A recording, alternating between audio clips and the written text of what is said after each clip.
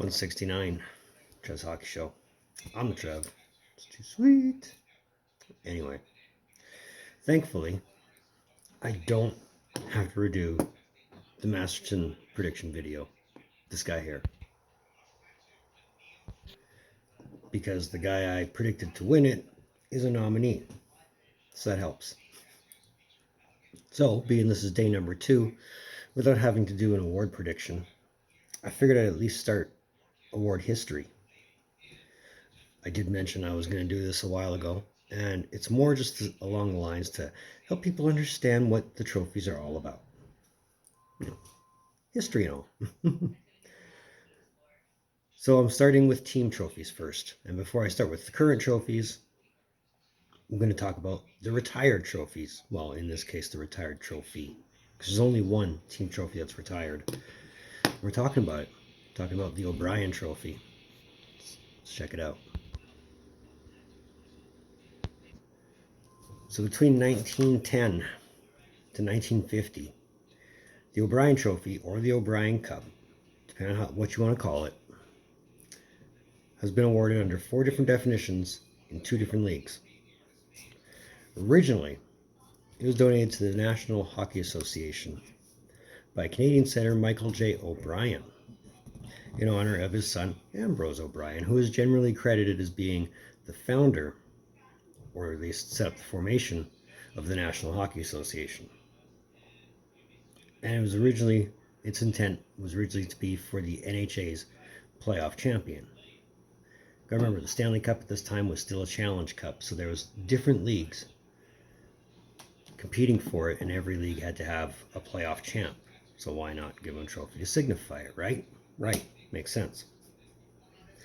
During the 8 years it served the purpose for the NHA, it was awarded to 5 different teams. Your first winner was the Montreal Wanderers.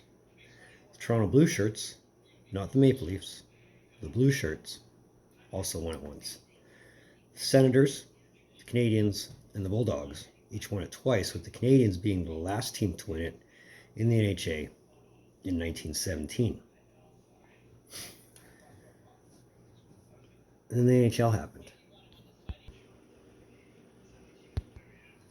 So when the NHA suspended operations in 1917, the trophy had been in possession of the Montreal Canadiens because they were the last team to win it. And it stayed that way till November 1921. When it was announced, the NHL would use it to their playoff champion.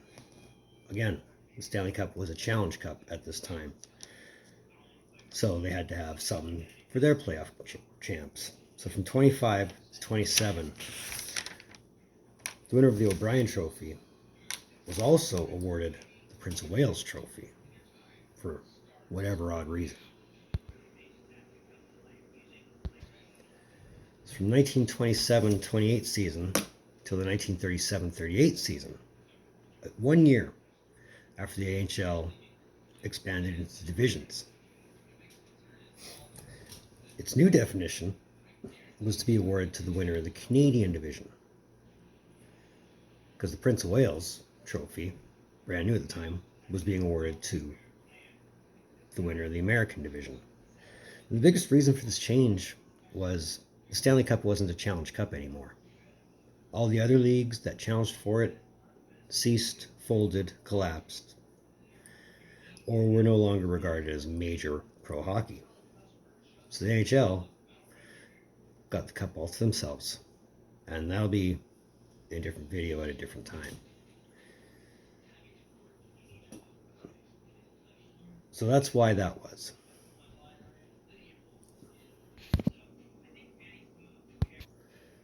So now we're at the point where we're at our final definition.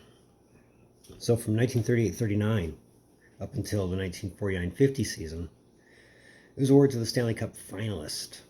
So yes, back in the day, you did get a prize for being number 2. Although, from 1939 to 1943, it physically wasn't awarded.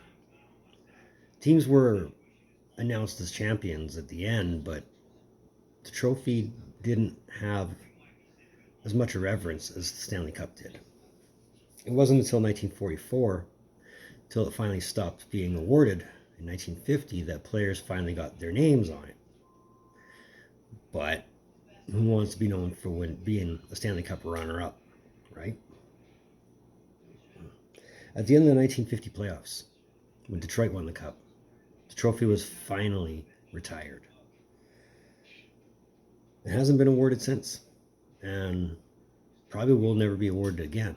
But it's not to say that it's completely gone and out of everybody's hair. You can still see it at the Hockey Hall of Fame, along with every other major award they have, as well as the Avco World Cup or World Championship Trophy. All kinds of stuff in there. I gotta make it a mission to go. So real quick, here's your championship winners in the NHA. For the NHL playoff champions.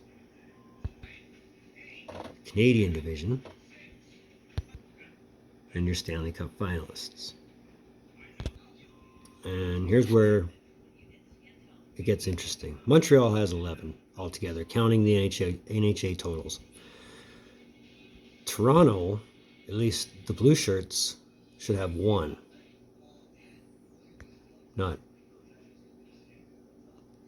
Well, they do have 1, but St. Patrick's, the Maple Leafs, they're all the same team, so that should be 7.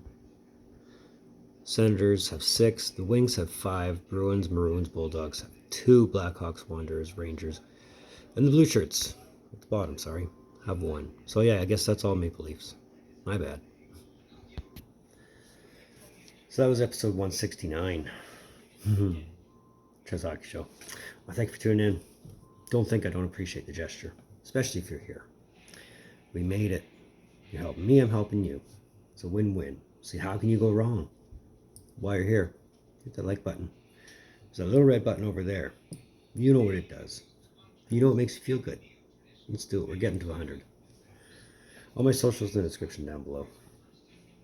Moving forward, I'm debating if I want to do a second one tonight, because I know I'm not doing any tomorrow, regardless of what happens, because tomorrow is my day off. But either way, in the meantime, and in between time, be on looking for more videos from the Trev. Later.